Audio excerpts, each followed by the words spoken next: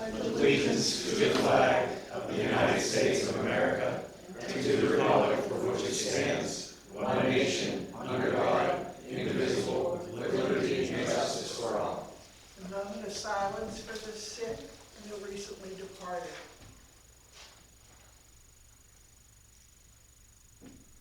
All right. Okay, the Borough Council met in executive session prior to the start of the meeting to discuss legal and personnel matters. Roll call, please, Jeff. Ms. Cimaroli, Here. Mr. Sushowski, Mr. Colosimo is absent, Mr. Ferry, present, Mr. Franchek, here, Mr. Petroselli, here, Mr. Sarrazin, here, Mayor Copeland, Here. Associate Garland, here, Engineer Heil, here, Chief James, here, Chief Castaigne, here, and Chief Miller, here. And no one speak? Nobody signed up? Okay. All right, so let's get down to business here. I need a motion to approve the July 13th, 2026 regular meeting minutes as submitted. I so move. I need a second. Any question or discussion? All in favor say aye. Aye. Those opposed say no. Motion passes. I need a motion to approve the August 2026 bill list. Make a motion. I need a second. Second. Any questions or discussion? All in favor say aye. Aye. Those opposed say no. Motion passes. A motion to adopt resolution number 2026-21, a resolution of the Borough of Bridgeville indicating the intent of the Borough of Bridgeville to work along with Allegheny County to accomplish the goals of the Live Well Allegheny campaign. I need a motion to approve. Make a motion. I need a second. Second. Any questions or discussions? All in favor say aye. Motion passes. I need a motion to approve the August 14th, 21st, 28th, September 4th, and 11th, 2026 payrolls. Motion. Second. Any questions or discussions? All in favor say aye. Those opposed say no. Motion passes. A motion to adopt the resolution number 2026-22, a resolution of the Borough of Bridgeville authorizing the submission of a gaming economic development tourism fund grant for the Bridgeville Fire Station parking lot resurfacing project. So moved. I need a second. Any questions? Is that grant for full coverage? No, the project's estimated at $254,000, the grant's for $200,000. I explained to the fire company is that I don't know what our odds are going to be for the project, mainly because we were awarded a DBF grant last year. I don't feel like we're going to get it back to back, but like I told them, we'll reapply until. We have a couple of years of this, right? This isn't make or break, right? Correct. This is how you start. Yes. Take a couple of losses. I need a motion to ratify the disbursement of $16,403.08 from the sewer fund to Roto-Rooter Services Company for partial payment number 2 of the 2026 sanitary sewer O&M CCDTV program. I'll second. Any questions? All in favor say aye. Anyone opposed? Motion passes. A motion to authorize the disbursement of $5,754.99 from the Capital Project Fund to Merit Electrical Group, Inc. for partial payment number 3, final, of the Chartiers Park Shelter number 1 construction project and electrical improvements. I need a motion to approve. So moved. I need a second. Any questions or discussion? So what, more for Jeff, what's remaining on payment amount? I know we had a few punch list items. I saw John's handicap. That's it, $500,000 $500 for the handicap signage. Is there an electrical issue that we, It was a nice to add if they could change those covers. I don't know if they ever. We've got back. asked them, but they- RFI didn't come back. It's a standard. They pop out, They're just. they're gonna break off. Yeah. Is that plastic? It was plastic. Oh, okay. That's in the house. So that's the extent of one week. all right, all in favor? Anyone opposed? Motion passes. A motion to authorize the disbursement of $271,101.10 to Youngblood Paving Inc. for partial payment number 1 of the 2026 roadway improvement program. I shall move. I need a second. Any questions? All in favor say aye. Those opposed say no. Motion passes. A motion to approve John W. Johnson to the Bridgeville Planning Commission with a term that will expire the first Monday of January 2028. Make a motion. I need a second. I second. Any questions? All in favor say aye. Aye. Anyone opposed? Motion passes. A motion to authorize the disbursement of $10,000 from the Capital Project Fund to Sports and Rec Associates for invoice number 59 of the Chartiers Park Shelter 1 replacement project. I shall move. I'll second. Any questions? All in favor say aye. Motion passes.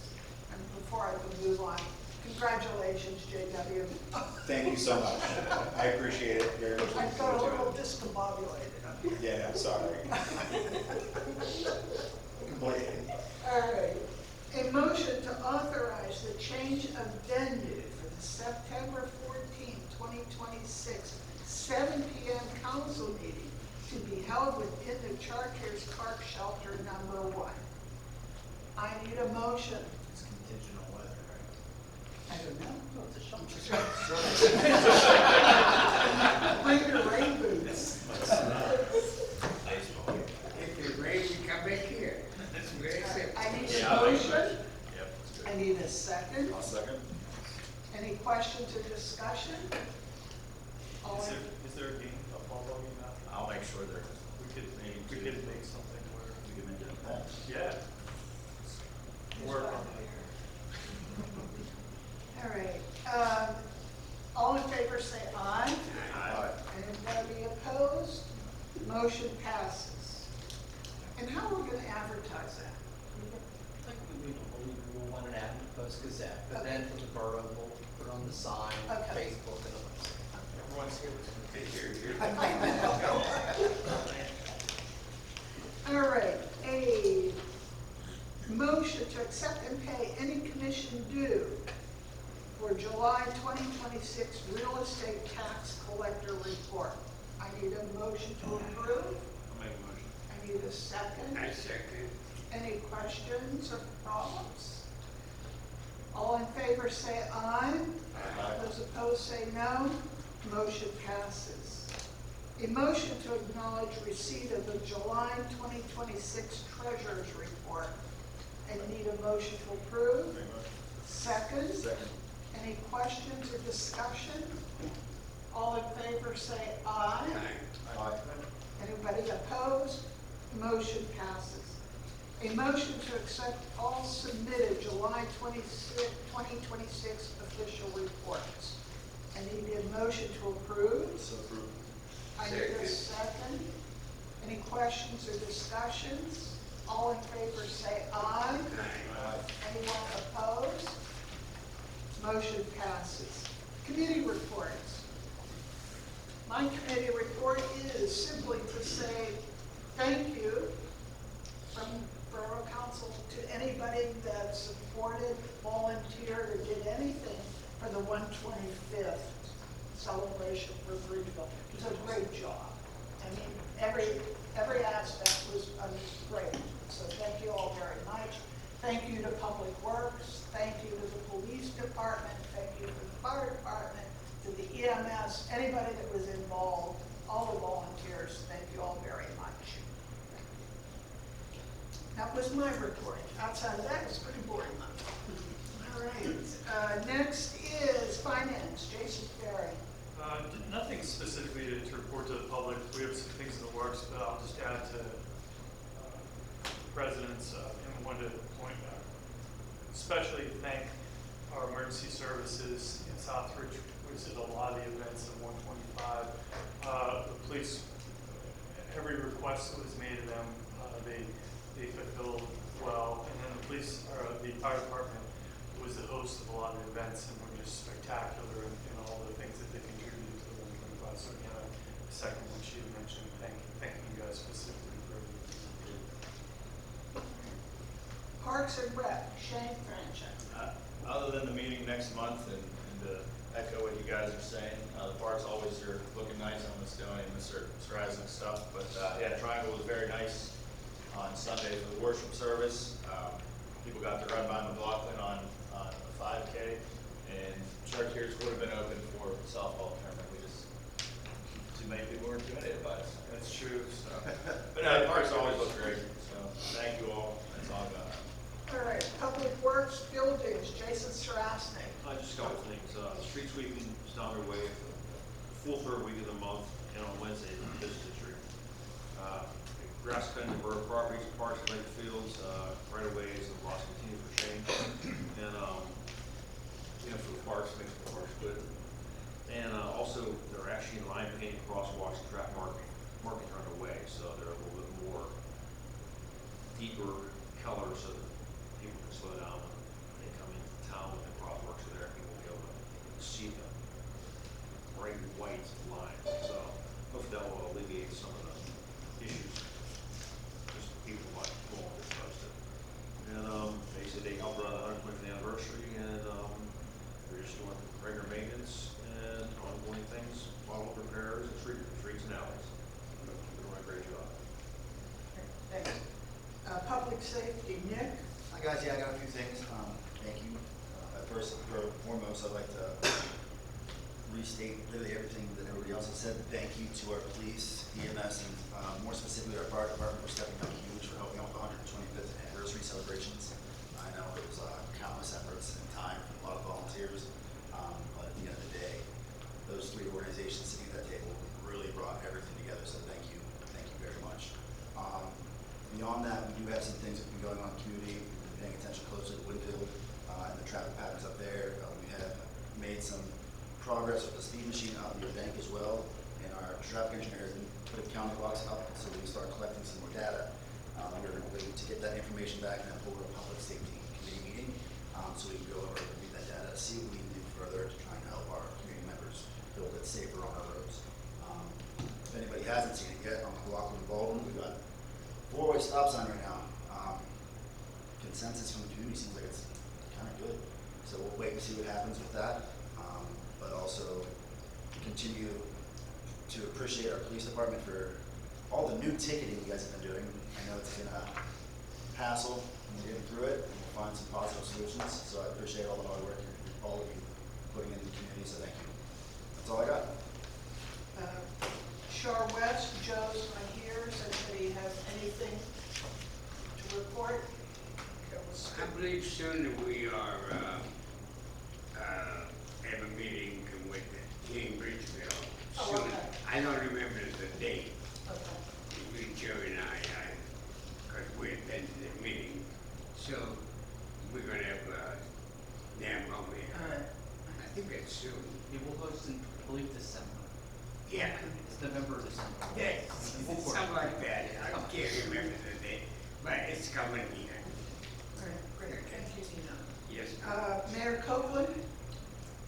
In regards to the 125th celebration, we were grateful to Senator Robinson and Representative Anita Kulik for the proclamations that they presented to us that evening.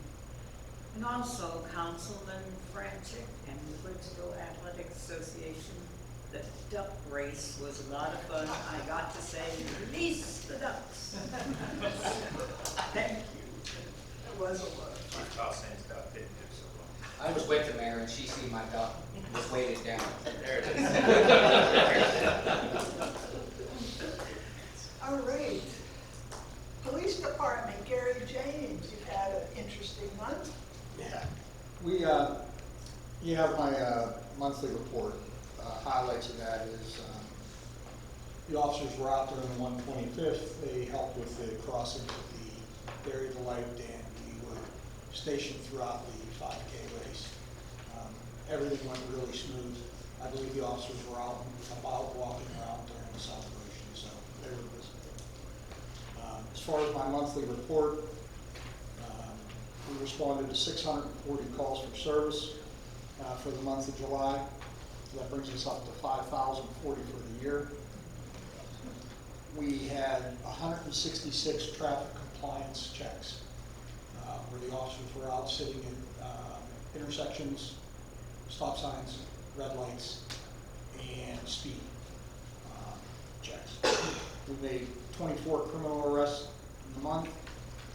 We issued 43 traffic citations.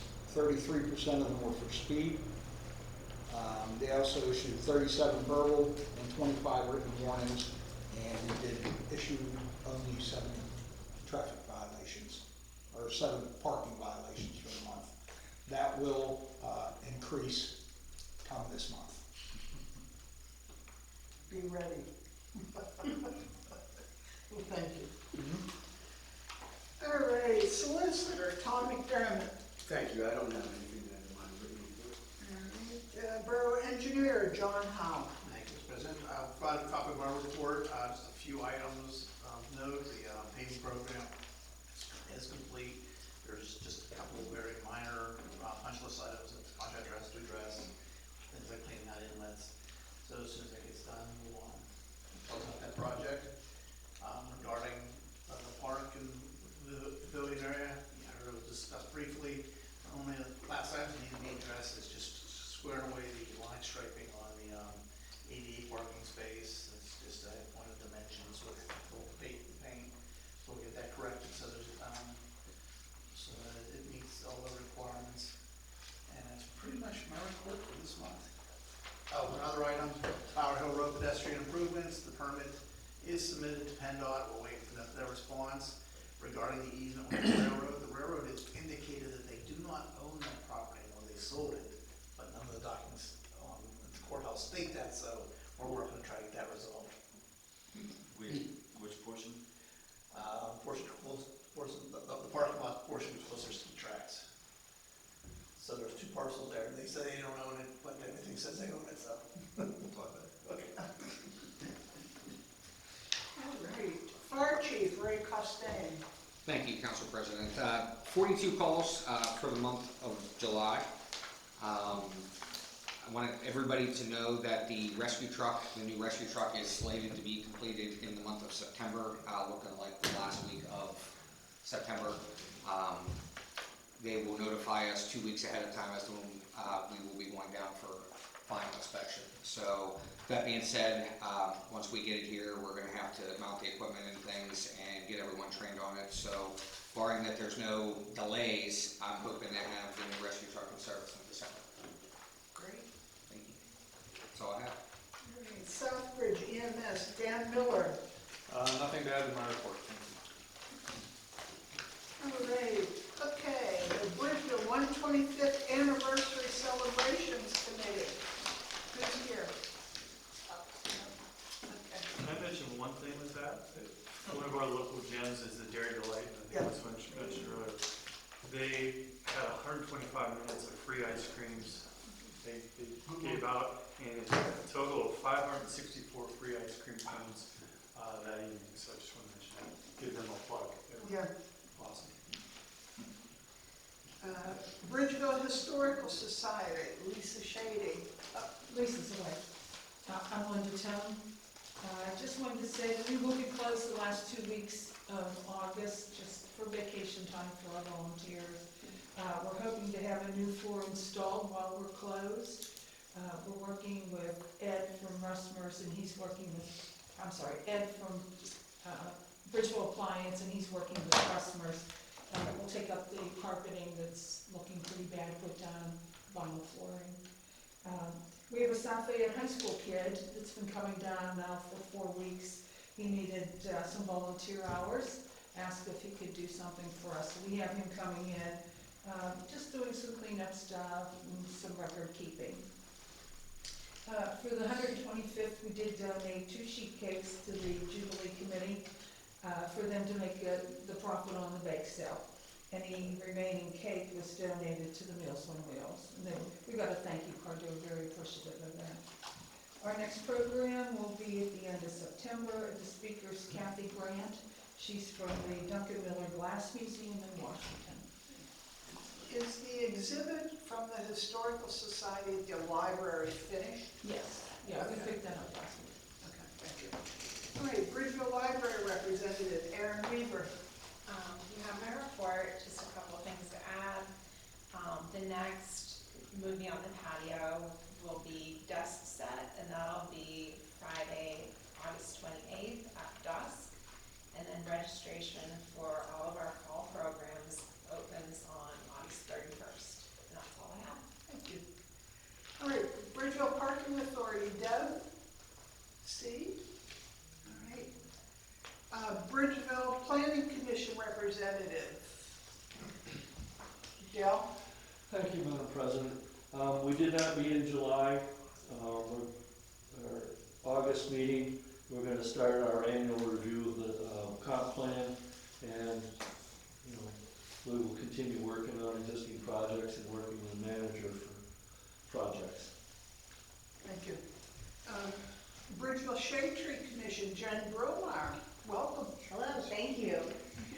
In June, the Shade Tree Commission met with Ed from Public Works, and we mulched trees along Baldwin, Cook Park, and McLaughlin Run, so we're very grateful to have Ed. I think we're best friends now, so that's good. Tree Pittsburgh is doing a second training for us on August 19th, and they are also helping us do a municipal tree adoption event on September 26th that we're going to give away 300 small trees.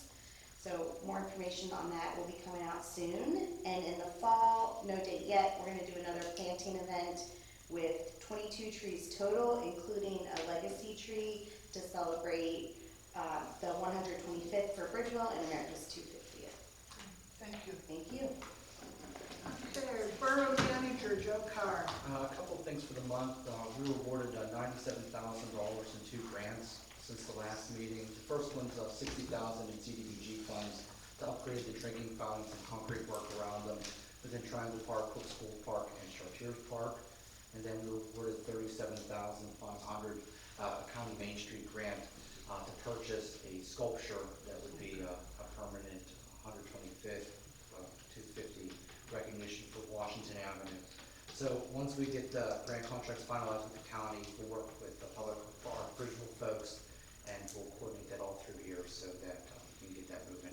It's a unique endeavor, essentially, because how do you bid a sculpture kind of deal? So it's going to be some unique things that we're going to have to get through, but it's an exciting time.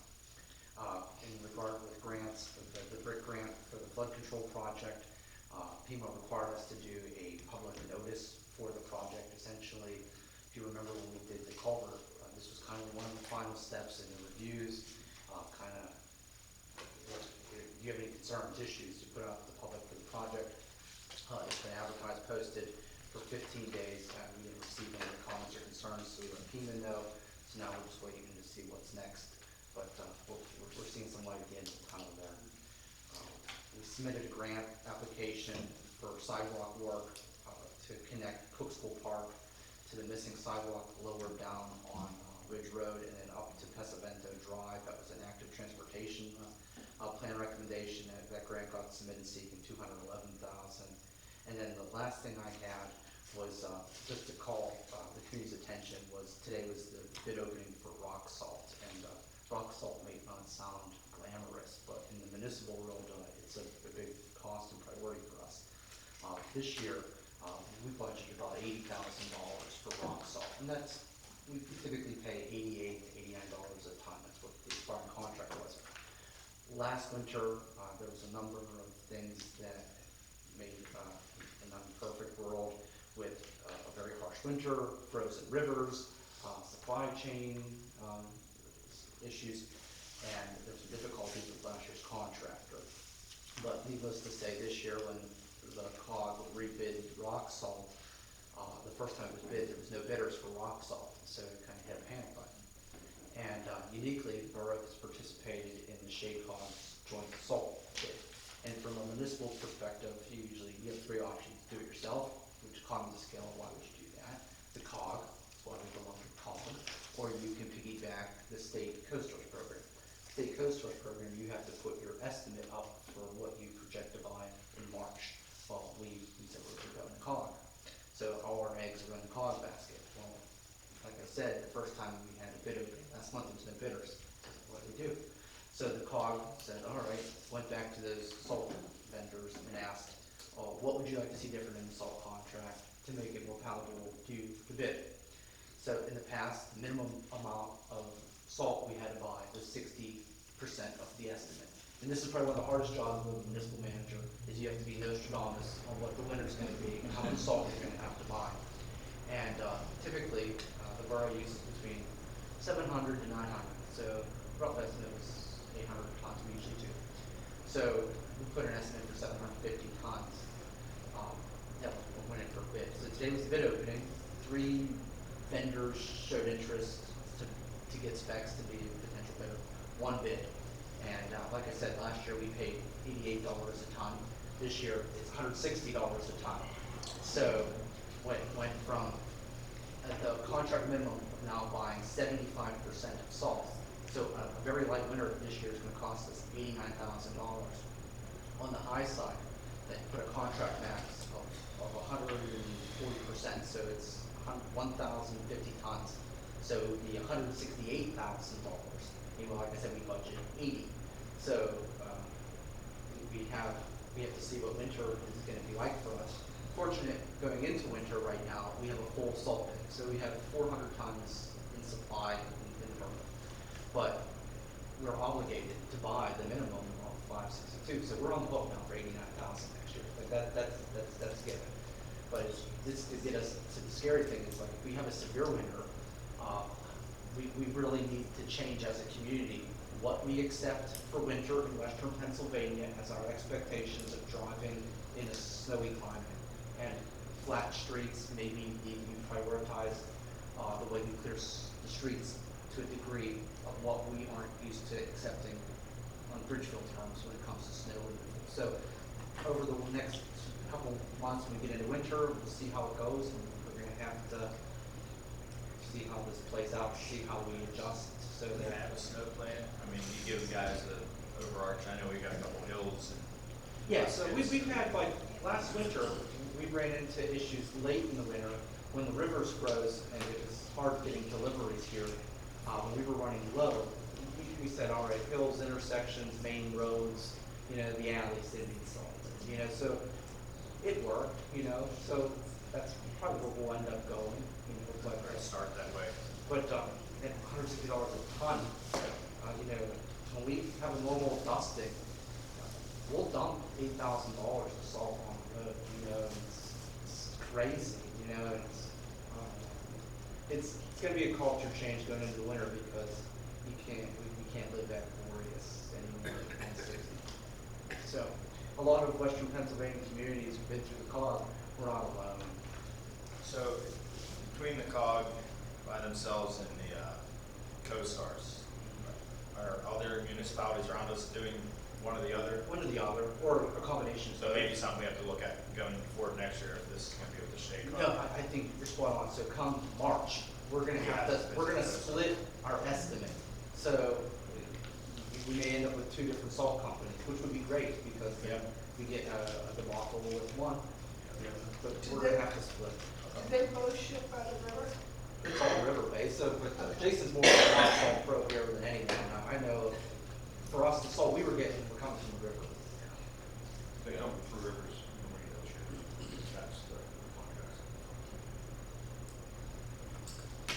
But that was right off the press. It hasn't even got, we haven't yet to receive the official bid yet. That was just a phone call after the opening. And it was nice that we had a bid. Yeah, but- better than nothing. Yeah, but that's good enough. It was awful, the amount. How about any movement on the CVS Rite Aid? They're nearing completion. They got their permits today for their signage. Okay. So hopefully, it's getting close to the end. What all will we have to do?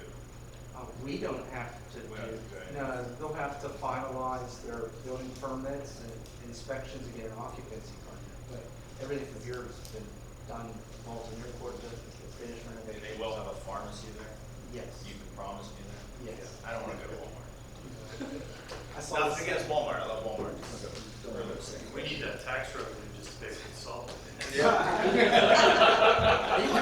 big taxpayer. The real estate, that was the highest assessed parcel in the borough, was that property. It still is after the reassessments. But they are a significant taxpayer for Act 511 taxes as well. Do you have anything to add on that salt? Well, I mean, right now, I got prices, Morton's hasn't started prices yet, this is a number. So just looking at it now, there's gonna be a lot of municipalities that will be against it from 160. That just seems, I actually spoke to Fruit Corporation today after I talked to him, and he knows about it because that's what they're planning on bringing in both barges and train cars for those people. So, but he said they're still not up to par. He said they're running about 60% than last year this time. So they're still trying to get it all together. It's scary. It gives you really bad anxiety because in the past, we would run low, we would ask for a sole order, we would have a delivery within 3 to 5 business days. And then last winter, they weren't able to make deliveries, and then the snow wouldn't stop, and then they just keep getting used, and no trucks are coming. And you have an expectation to deliver a public service, and if your vendor, who you're contractually have a relationship, isn't fulfilling their end of the deal, the citizens don't care. It's still us. We failed. We knew we didn't fail. There's just no salt. And it's very difficult in the wintertime with now trying to pace out. All right, are we going to be able to have a 3 to 5 day turnaround? And in the past 2 years, we haven't. So we have to be aggressive in what we ask for. So that kind of like sets the stage. We had this conversation a couple years ago, but it's hard is that we do need an improved salt storage facility. Can we look, Yeah. what the look? It's just a matter of finding an adequate place for it that long-term wouldn't be at the mercy of someone else, because we've been at that table before, and we need it so that hypothetically, it would be nice that we could have 800 tons in that bin so that if we go into the winter, we're not at the mercy of someone, You've got time, we can empty one building and order and wait, yeah. Something. So it's like keep the old ones like, spill it over, but something, we really, that needs to be a priority, just figuring out an adequate location that, one, isn't in a floodplain that isn't gonna wash away, spring rain.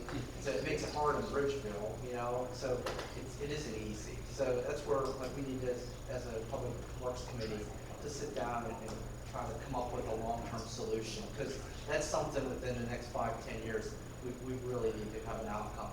Because when the bridge project was going on and PennDOT was kind of forcing our hand with some stuff there, it kind of put us in an awful predicament that we talked our way out of, but we don't want to be in that position again.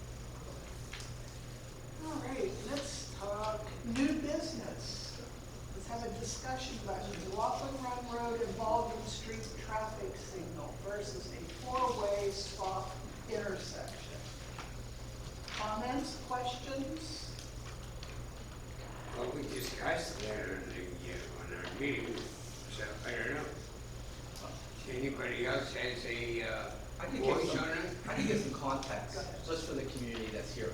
So, Gary chime in. So, here's what's going on. It's a very antiquated traffic signal at the corner of Baldwin and McLaughlin. Single 4-way head that's suspended by 3 guy wires that's tied to 3 wooden utility poles at that intersection. It's old, the wires are sagging. During the work being done to detour traffic from the railroad crossing. A truck snagged one of the guy wires. It wasn't the truck's fault. It was old and sagging, so you can't blame this on the truck. So the thing has been low. We called out our traffic signal repair folks, and he said, I can't raise that thing 8 inches to a foot because the poles are in bad shape. So I suggest you go to West Penn Power. They appear to be the pole owner. See if that pole will support us put new guy wires on it, because if it can't support new guy wires, you gotta get a whole new signal. So we go to West Penn Power. West Penn Power does research and says those poles are owned by Verizon, they're not ours. So Verizon says, we own 2 of them. We own the one on Mill Street and we own the one on McLaughlin, but the one on Baldwin Street is West Penn. So this kills 2 weeks now going back and forth to utility providers. Go back to West Penn, they come back and say that that pole is joint owned with Verizon. So go back to Verizon, Verizon says, all right, we'll do it, we'll do the 3rd, but I won't be there till late August into September. I said, oh, okay. Well then, last week, another truck tapped the signal and then the bottom green signal had got caught, so another call for traffic signals came out. So they came out, fixed the green light, but it was still low. So Gary and I made the executive decision that we had to do something, because it's gonna, the next traffic hit from a truck isn't gonna go as well, and that's not right to put someone in that position. So the traffic folk had a good idea was, I can dismember the current signal head, take the yellows and the greens off and leave the red, put the red on flash. So that was done, and then Gary coordinated with Public Works to put out temporary stop signs so folks under here understand. We're city slickers here, is what we were joking, that we don't understand a blinking red light like we're in the country. That so the stop signs kind of like made it more palatable and understandable. So we talked to business owners that are down there. I was down there today, and I talked to Bruce at Bruce's Auto, and he says the vehicles are actually, the intersection's operating better, and he says I don't see the speeding. People are going through slow. So that's kind of the history of what got us here today. So before, like, I pass this over to the chief and you guys for discussion, we're really at a crossroads where we do 3 things. Where we do, 1, we go full bore and continue on with Verizon, replacing their 3 signals, and then we invest to put the traffic signal back. That's option 1. Option 2 is we continue with the blinking red light, and blinking red light and stop signs. Or 3, we have 4 stop signs and call off Verizon for replacing all these poles that really wouldn't be needed if you don't give them the signal. So that's where we were, where we're going, and maybe I could ask the chief now for, like, how has it been operating as a stop sign? It seems to be operating better. The only hiccup that we had was we had to remove all the stop here on red signs because people were stopping 35 feet from the intersection, stopping for the blinking red light and then blowing through, and you couldn't see them coming. So Public Works went down and they blacked out the old lines on the roadway. We put new stop lines down. The one is on the opposite side of the crosswalk. The only reason that was done, which is different than the 3 of them, is that if you stop before the crosswalk, you actually wouldn't be able to see around Bruce Namey's building, Bruce's Auto Body. So we just moved it to the other side. It's working, I think, better than what it was. I will say I was shocked that, people didn't know that a blinking red light in the other direction means stop.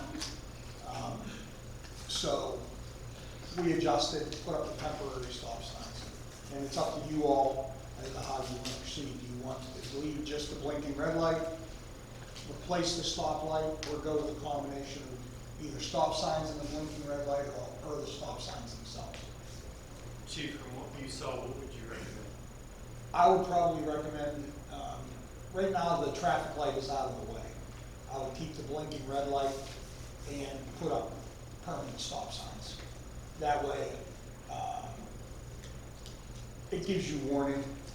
Me and Joe had a conversation about it today, about possibly putting some signs prior to the intersection of stop ahead signs somewhere along the main route, which is McLaughlin, so people, just to give people the warning. Three sides of the intersection, it's not a problem to post stop signs. The one side coming from Upper St. Clair to Bower Hill Road, it's a difficulty because it's a wide open parking lot, but we do have an easement to put the stuff in. So I would think that the blinking traffic light with the stop signs, and I don't foresee anybody hitting the stoplight again. They may run over the stop signs. What's that? So they may run over the stop signs. It's always a possibility. What is it the best decision then? It seems to be a problem. Between One that and way or the stop other. signs, yeah. It's gonna be no cost to us to take that sign, the blinking light down. I mean, It would cost us to replace everything, so.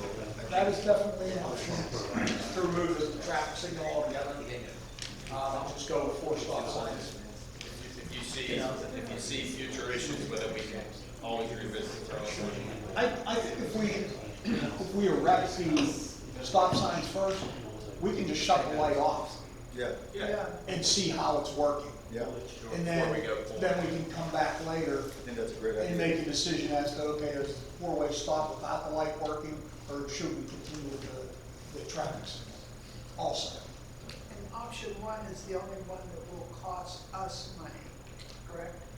Replace it. No, if you think about it, we're not putting a signal, I think we all agree, to put the regular green is gone. That's You know? That's all.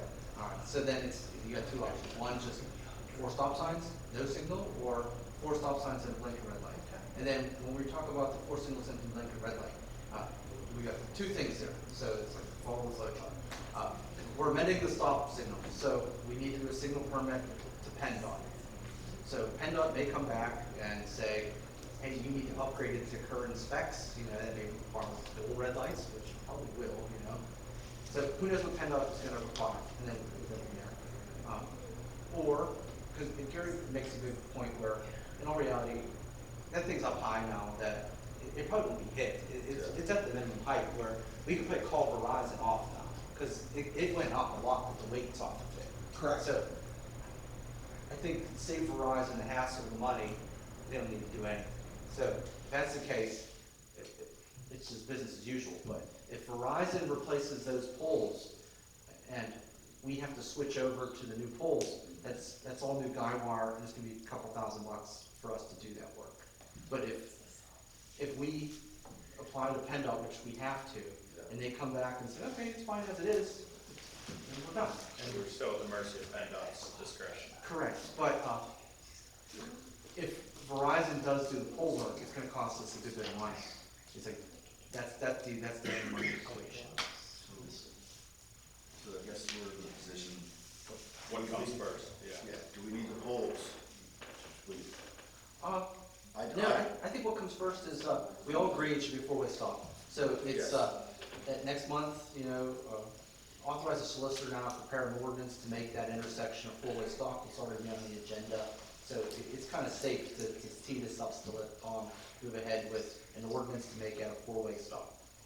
And then, while that's going on over the next month, we can stall Verizon until we find out what John does with making a permit application to PennDOT for the signal permit. And the same application for the signal permit you just did for the crosswalk here is what we're talking about. So The only difference is, because it's an actual full signaled intersection right now in PennDOT's eyes, eliminating the,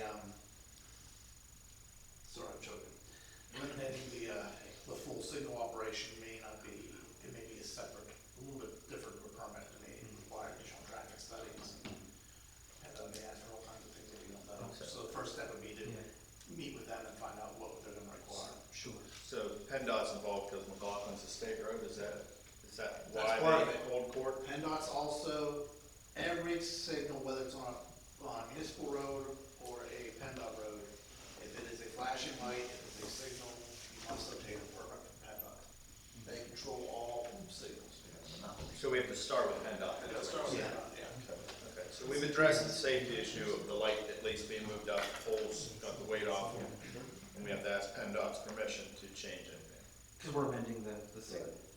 Just to clarify, would be able to do what Chief had recommended, maybe we put in 4 stop signs Yes. and then maybe shut off the light and see how it goes. With PennDOT's blessing. Okay, let's see what PennDOT says that that can be done, and it can stay And on. if it works well, then you don't have to worry about that. If it doesn't, have a flashing. And we'll get the signs, I had to order stop signs, and we'll have the permanent stop signs in by the early of next week. So like that we have to do that. Okay. But it's just a matter of what we do with the light, and I think the way I understand it is I'm gonna stall Verizon, tell them, hey, don't do it for a while, and you'll apply for the signal permit, and then we'll go over that and coordinate with the chief and the engineer. and So whatever that's kind of- on the experience right now, whatever we do temporarily now. We have experience to see what works the best. So Yes, because that's kind of what we did now, is you have temporary stop signs Yes. there now, so that's the toe in the water to see, does it work, and it works. So now, we'll have permanent stop signs within the week, and Tom will start papering this up. Okay, so do we need to make a motion I think you to, should. Yeah. okay. All right. So let's see, we need to make a motion for Tom McDermott to do an ordinance to Prepare, yes. prepare I a think we have to do a motion. Would you wish me to prepare and authorize Joe also to go ahead and advertise? I think it'd be smart. That way then, at the September meeting, it could be in effect. Okay, all right. All right, I need a motion to approve. Make a motion. Second. Any questions? All in favor say aye. Anyone opposed? Say no. Motion passes. And could you say one more time what you're gonna do? I will prepare the ordinance and Joe will send it to the newspaper to advertise in time to be considered in the next month's meeting. Okay. And we'll make the intersection of Baldwin Mill and McLaughlin a 4-way stop. All right. No roundabout yet. And subsequently, direct the engineer to apply for Yes, the a removal. PennDOT traffic signal permit.